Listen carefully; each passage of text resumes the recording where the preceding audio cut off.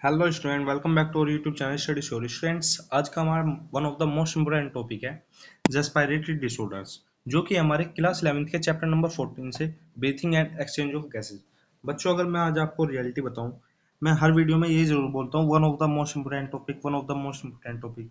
But बच्चों, ये सब ऐसा कुछ नहीं है मैं आपके व्यूज बढ़ाने के लिए करता हूँ अपनी वीडियो के, या फिर मेरी वीडियो पे ज़्यादा लाइक आ जाए, व्यूज आ जाए।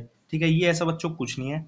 हर टॉपिक जो भी है अपने में एक इम्पोर्टेंस वैल्यू रखता है, जो कि अब आपको पता नहीं, अगर हम इस टॉपिक को रेस्पिरेटरी डिसऑर्डर्स को स्किप कर दें, बट इससे ही अगर कोई हमारे क्वेश्चन आ जाए तो बच्चों वो हमारा गलत होने के चांसेस बढ़ जाते हैं। तो इसीलिए हर टॉपिक अपने आप में एक इम्पोर्टेंट है, एक टॉपिक की अपने आप में एक अलग वैल्यू रखता है। ठीक है, तो हमको सब पढ़ के जाना है अगर हमको नीट क्वालिफाई करना है। ठीक है, और अच्छे कॉलेज में एडमिशन लेना है। तो आज का हमारा टॉपिक है रेस्पिरेटरी डिसऑर्डर। बिना वीडियो को ज़्यादा लंबी किए बिना स्टार्ट करते हैं।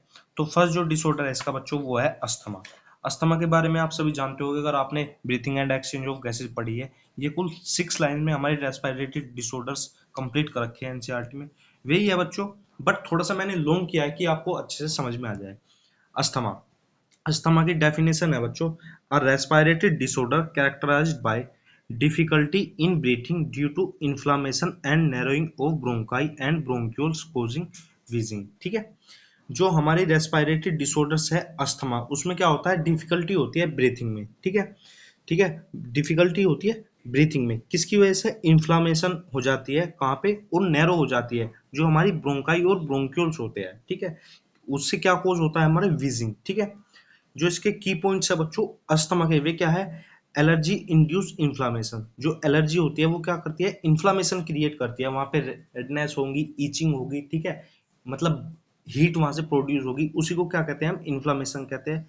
नैरो हो जाएंगी हमारी एयरवेज, जो कि हमारी ब्रोंकाई और ब्रोंक्यूल्स है। इसके जो सिम्टम्स होंगे बच्चों, आपको वीजिंग होगी, मतलब सांस की आवाज आएंगी गड़गड़ाने की, काफ होगा, आपको काफ आएगा। ठीक है, चेस्ट जो होगी वो टाइटनेस होगी, और जो ब्रीथलेसनेस आपको फील होगा, मतलब आपको सांस कम आ रहा है ऐसा फीलिंग्स आएंगी। ठीक है बच्चों, तो ये सब था हमारा अस्थमा के बारे में। ये सफिशिएंट है अस्थमा के लिए, जो कि एक डिसऑर्डर है। उसमें क्या होता है, डिफिकल्टी होती है ब्रीथिंग में, इन्फ्लामेशन होती है, और जो आर्टरीज होती है, आर्टरीज में ब्रोंकियो और ब्रोंक्यूल्स होते हैं वे नैरो हो जाते हैं। ठीक है, उससे वीजिंग होती है। जो की पॉइंट्स है, एलर्जी होती है, ठीक है, नैरो होती है, एयरवेज होती है, सिम्टम्स क्या होते हैं, वीजिंग, काफ, चेस्ट टाइटनेस और ब्रीथलेसनेस। ठीक है, फिर सेकंड है हमारे पास एम्फीसीमा।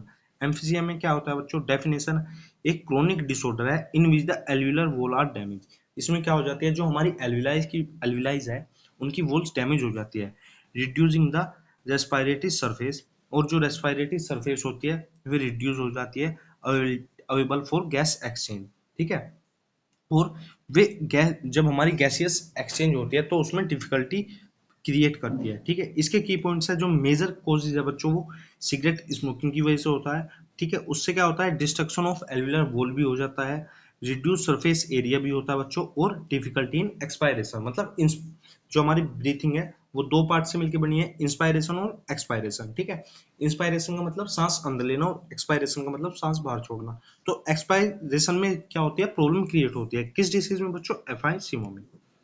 फिर थर्ड है हमारे पास ऑक्यूपेशनल रेस्पिरेटरी डिसऑर्डर। इसमें क्या होता है, disorder cause by long term exposure to harmful industrial dust leading to lung fibrosis. ठीक है, इसमें लंग्स का फिब्रोसिस हो जाता है जब हम किसी हार्मफुल इंडस्ट्री में, जहाँ पे डस्ट क्रिएट होती है, वहां पे वर्क करते हैं। ठीक है, एक क्रोनिक डिसऑर्डर है बच्चों। ठीक है, इसमें क्या हो जाती है, लंग्स में फिब्रोसिस हो जाती है। की पॉइंट्स है, इंडस्ट्रियल डस्ट से होती है, जिसमें सिलिका हो सकता है, एब्स्टोस हो सकता है, कोल डस्ट हो सकता है, और एटसेट्रा हो सकता है। ये एग्जांपल आपको नीट में नहीं पूछने को मिलेंगे मेनली, बट चांसेस है बच्चों मिल सकते हैं, हम ऐसा भी नहीं कह सकते बिल्कुल नहीं मिलेंगे। ठीक है, फिब्रोसिस होता है जो कि जो लंग्स की इलास्टिसिटी को क्या कर देता है, रिड्यूस कर देता है। प्रिवेंशन क्या है बच्चों, यूज प्रोटेक्टिव मास्क, जो कि हमारा एनसीईआरटी में भी मेंशन है, जो वर्कर्स है हमारे इंडस्ट्री में उनको प्रोटेक्टिव मास्क वियर करने चाहिए। ठीक है, कोजेज बच्चे मैंने आपको बताया, सीरियस लंग डिसीज है। ठीक है, इसमें क्या हो जाता है, जो हमारी फिब्रोसिस है उसमें इन्फ्लामेशन हो जाती है। ठीक है, फिब्रोसिस टिश्यू के थ्रू। ठीक है, तो जो हमारे नीट्स के और एआईपीएमटी के पीवाईक्यूज है उनको हम देखते हैं बच्चों।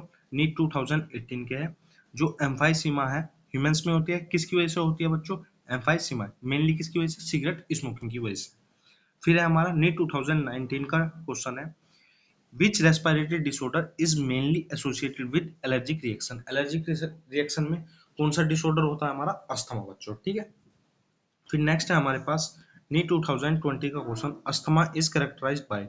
जो अस्थमा होती है वो मेनली कैरेक्टराइज बाय किसके थ्रू होती है, destruction of alveoli, inflammation and narrowing of bronchi and bronchiole, जो कि इसका करेक्ट आंसर है। फिब्रोसिस ऑफ लंग्स नहीं, प्लूरल इन्फ्लामेशन नहीं। फिर है हमारा 2021 का question, reduction in respiratory surface area due to destruction of alveoli wall due to asthma, emphysema, bronchitis और न्यूमोनिया, बट जो इसका करेक्ट आंसर है वो है हमारा ऑप्शन नंबर सेकंड, एम्फाइसीमा। फिर नेक्स्ट क्वेश्चन है नीट 2022 का, occupational respiratory disorder are mainly caused by viral infection, long term inhalation of harmful dust particle, allergy या फिर बैक्टीरियल इन्फेक्शन। तो इसका जो करेक्ट आंसर है long term inhalation of harmful dust particle. फिर है बच्चों हमारा नीट 2000 एआईपीएमटी 2015 का, the respiratory disorder caused by prolong inhalation of silica dust. तो इसका जो करेक्ट आंसर है बच्चों, अगर आपने ये वीडियो अच्छे से देखी होगी तो आपको समझ गए होंगे, इसका जो करेक्ट आंसर है वो हमारा सिलिकोसिस, ठीक है। सिलिकोसिस किस में आता है बच्चों, ऑक्यूपेशनल रेस्पिरेटरी डिसऑर्डर्स में, ठीक है। फिर है हमारा AIPMT 2014, asbestosis is caused by prolong inhalation of asbestos fibre. आपको ऑप्शन से भी समझ में आ रहा होगा बच्चों, एस्बेस्टोसिस किससे होता है, एस्बेस्टोसिस फाइबर से, ठीक है। एनसीईआरटी एग्जाम्पल में क्या है बच्चों, the incidence of emphysema is high in cigarette smoker because, जो हमारा एम्फाइसीमा है वो सिगरेट स्मोकर्स में होता है। क्यों, किसकी वजह से, क्योंकि एल्वियोलार वॉल्स क्या हो जाती है, डैमेज हो जाती है और उसमें क्या हो जाता है, रिड्यूस हो जाता है सरफेस एरिया, ठीक है। नीट फ्लैश फैक्ट्स क्या है बच्चों, जो अस्थमा है वो एलर्जी से हो जाता है, उसमें नीट ब्रोंकाई और ब्रोंक्यूल्स क्या हो जाते हैं, नैरो हो जाते हैं, ठीक है। और क्या हो जाती है, वीजिंग हो जाती है बच्चों, ठीक है। कोज जो एम्फाइसीमा है मेनली स्मोकिंग की वजह से हो जाता है, जो एल्वियोलार वॉल है उनके क्या हो जाते हैं, डिस्ट्रक्शन हो जाता है और गैस जो एक्सचेंज है वो कम हो जाता है, ठीक है। ऑक्यूपेशनल रेस्पिरेटरी डिसऑर्डर किसकी वजह से होता है, इंडस्ट्रियल डस्ट की वजह से और लंग्स फिब्रोसिस हो जाती है, ठीक है स्टूडेंट। तो ये थे हमारे डिसऑर्डर ऑफ रेस्पिरेटरी सिस्टम्स के ब्रीथिंग एंड एक्सचेंज, ये चैप्टर था क्लास 11 का, चैप्टर नंबर 14। उम्मीद है बच्चों आपकी समझ में आया होगा, मैंने अपनी साइड से 100% दिया। अगर आपने ये वीडियो अच्छी तरीके से देखी तो 100% आप ये क्वेश्चन सही करके आओगे, कोई भी चांस नहीं है कि आप नीट में ये क्वेश्चन गलत कर दोगे स्टूडेंट्स।